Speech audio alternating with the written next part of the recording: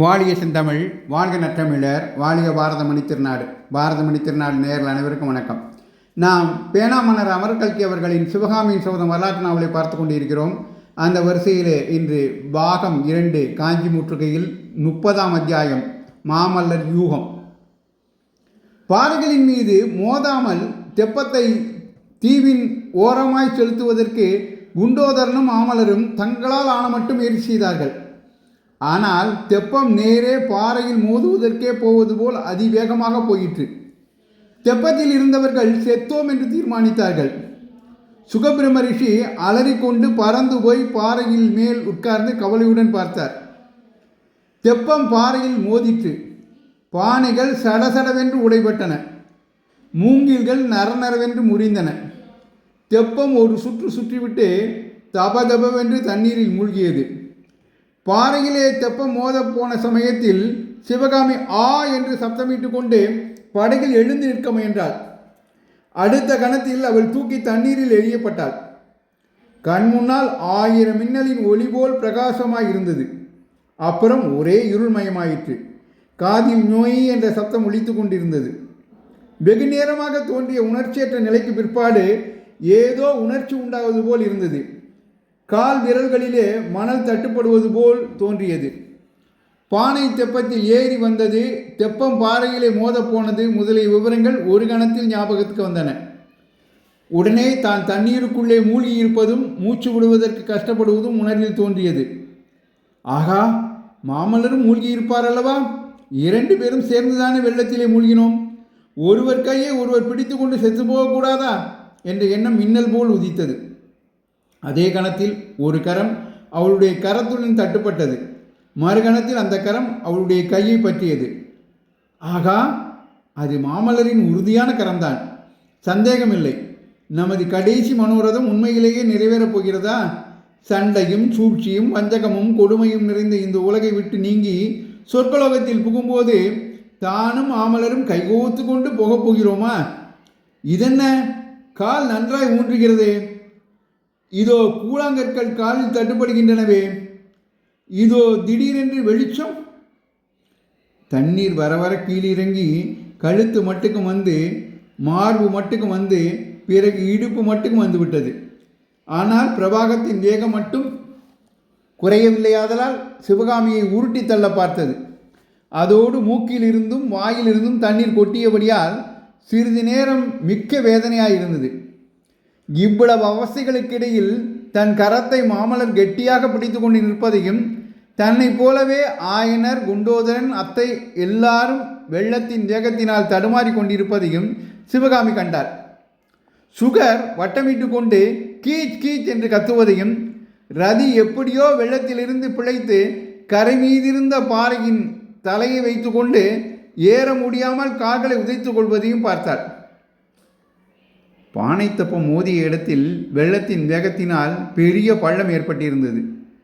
ஆனால் அடுத்தாற்போல் சமீபத்திலேயே ஆழம் குறைந்து தண்ணீர் மேட்டுப்பாங்கான இடத்தில் பறந்து சென்றது. இக்காரணத்தினால் எல்லாரும் தப்பி பிழைப்பது சாத்தியமாயிற்று. எல்லாரும் தட்டு தடுமாறி கரையேறியானதும் ஐயோ போச்சே என்றான் குண்டோதரன்.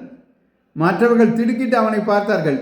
என்ன போய்விட்டது என்று ஆயனர் கேட்டதும் அவள் மூட்டை போச்சே என்றான்.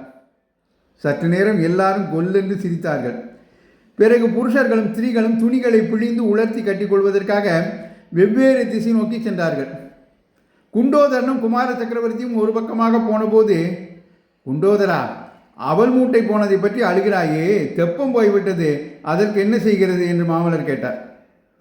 பிரபு, நல்ல வேளையா இந்த பாறை பிரதேசத்தில் தெப்பம் மோதி கவிழ்ந்ததே என்று எனக்கு சந்தோஷமாயிருக்கிறது. இல்லாவிடில் கடலில் போய்த்தானே சேர வேண்டும்.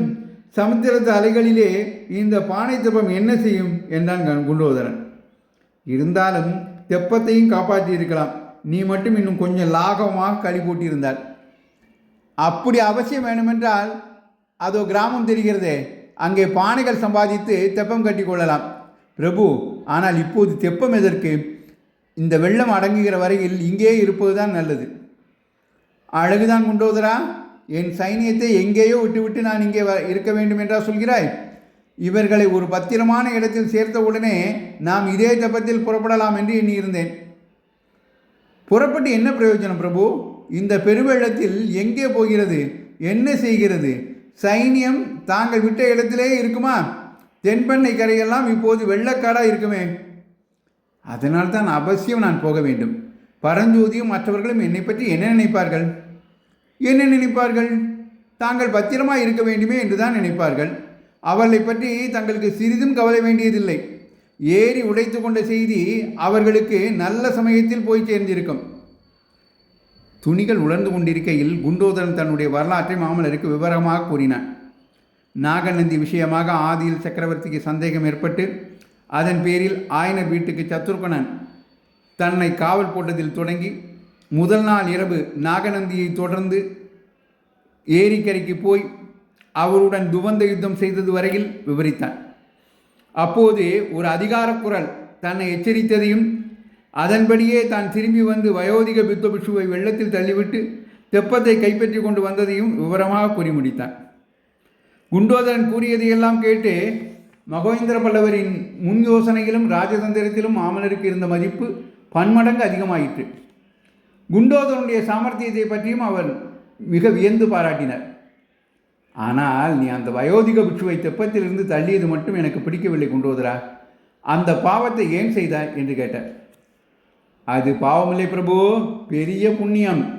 அவன் புத்த பிட்சுவும் இல்லை, ஒன்றுமில்லை. காஞ்சி நகர தெற்கு கோட்டை வாசலில் காவலனாக இருந்தவன் இந்த நாகநந்தியின் வலையில் விழுந்து தேச துரோகியாகிவிட்டான். அவனை வெள்ளத்தில் தள்ளியது போதாது, அவன் தலையில் ஒரு கல்லையும் தூக்கி போட்டிருக்க வேண்டும் என்றான் குண்டோதரன். அப்படியானால் எல்லாவற்றுக்கும் மூல காரணமான நாகநந்தியை ஏன் உயிரோடு விட்டாய்?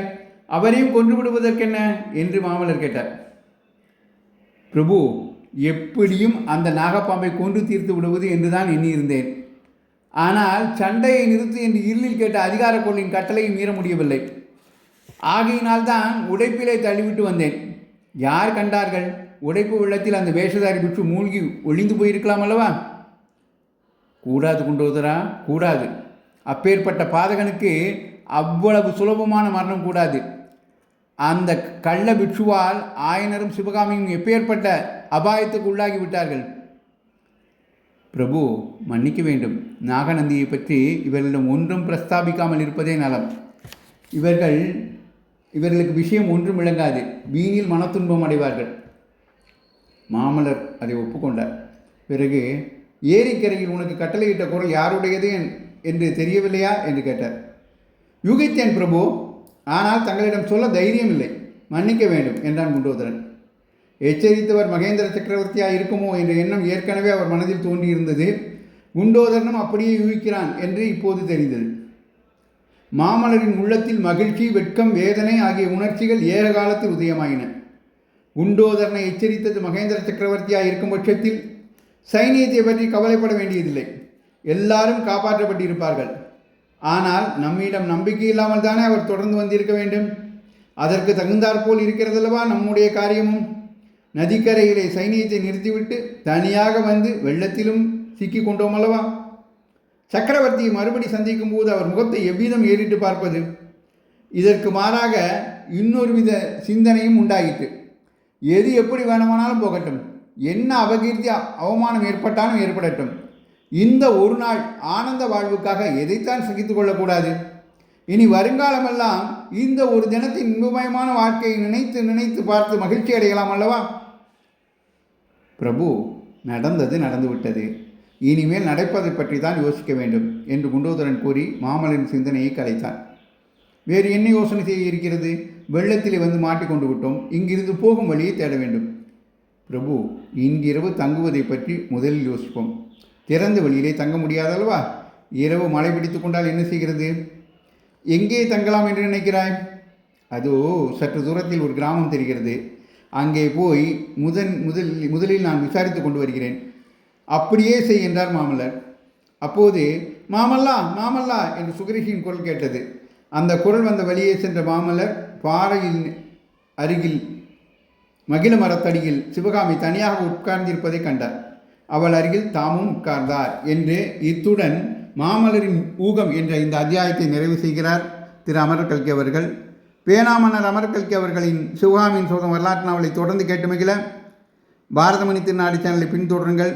வரலாற்று நாவல்களில் ஆர்வமுள்ள பிறருக்கும் இதனை பகிருங்கள் என்று கேட்டுக்கொண்டு விடைபெறுகிறேன். நன்றி, வணக்கம், ஜெய்ஹிந்த்.